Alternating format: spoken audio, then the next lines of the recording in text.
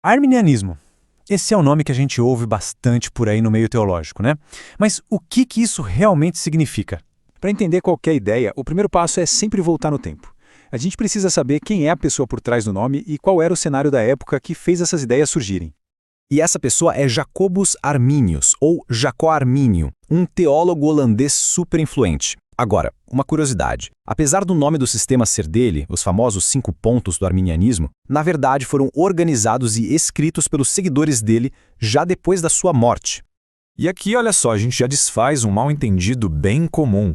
Muita gente acha que o arminianismo foi uma resposta ao calvinismo, mas a história mostra que foi o contrário. Primeiro vieram os seguidores de Armínio com seus 5 artigos, e só depois é que os 5 pontos do calvinismo foram formulados, como uma resposta direta a eles, lá no famoso Sínodo de Dort. A forma como os próprios arminianos enxergam isso é bem interessante. Eles não se veem como inventores de uma doutrina nova. A analogia com Newton é perfeita. Para eles, não se trata de criar a gravidade, mas de descobrir e organizar as leis que já estavam lá. No caso, as verdades que eles acreditam que sempre estiveram na Bíblia.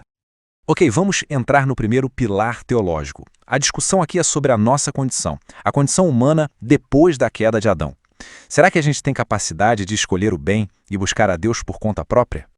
E para começar, um ponto que pode surpreender. Tanto arminianos quanto calvinistas concordam com a ideia de depravação total.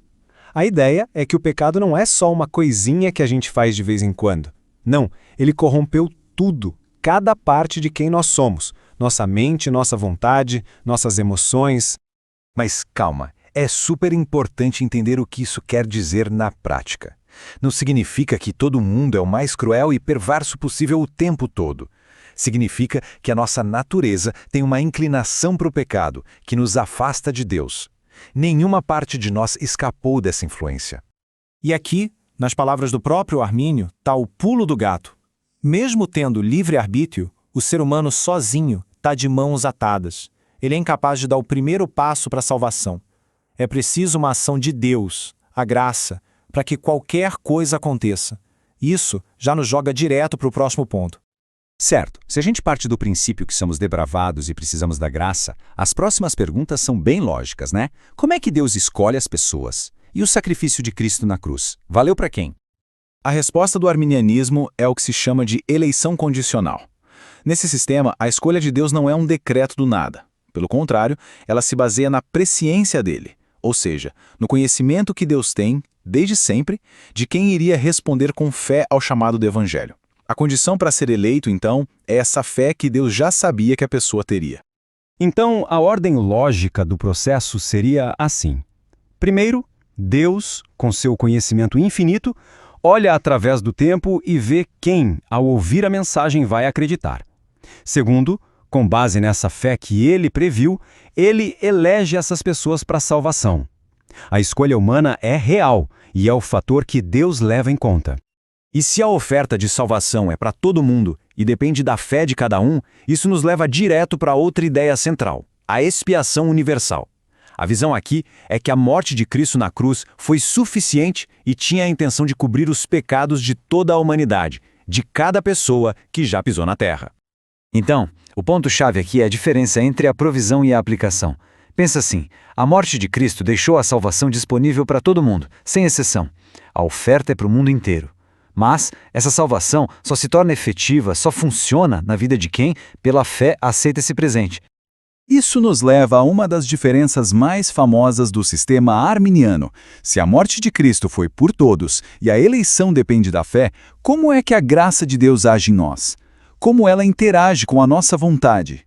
A resposta é a graça resistível. A ideia aqui é que o Espírito Santo age no coração de todas as pessoas, sabe? Ele atrai, ele chama para perto de Cristo, ele torna a fé possível. Só que essa atração não é uma força irresistível. A pessoa pode dizer não.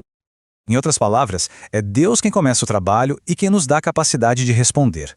Ele dá a chance a todos de dizerem sim ao Evangelho. Mas a decisão final, de aceitar ou de rejeitar esse chamado, continua sendo do indivíduo. A vontade humana tem um papel decisivo aí. E agora, a gente chega na consequência lógica de tudo isso que a gente viu. Esse aqui talvez seja o ponto mais debatido de todos e o que tem as implicações mais diretas para o dia a dia de quem crê. A pergunta é inevitável, né? Se alguém entra no caminho da fé por um ato de sua própria vontade, claro, uma vontade ajudada pela graça, será que é possível que essa pessoa depois, por um outro ato de vontade, abandone a fé e com isso perca a salvação? E a posição arminiana clássica diz que sim, é possível. A segurança da salvação não é uma garantia incondicional. Do mesmo jeito que a salvação começa com a fé, ela é mantida pela permanência na fé. Deus ajuda, protege e preserva. Mas essa preservação exige que a pessoa continue cooperando, continue crendo. E tem um exemplo bem chocante que ilustra o peso disso. Na visão arminiana, se o rei Davi tivesse morrido bem no auge daquele pecado terrível, do adultério e assassinato, antes de se arrepender, ele teria perdido a salvação, teria sido condenado.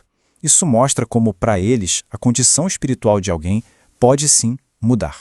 E assim a gente passou pelos 5 pilares do arminianismo. É um sistema que coloca muita ênfase na liberdade humana cooperando com a graça de Deus, desde o começo até essa conclusão mais controversa. A questão que fica para a gente pensar é: essa estrutura toda faz sentido? É um quebra-cabeça que se encaixa? Fica aí a reflexão.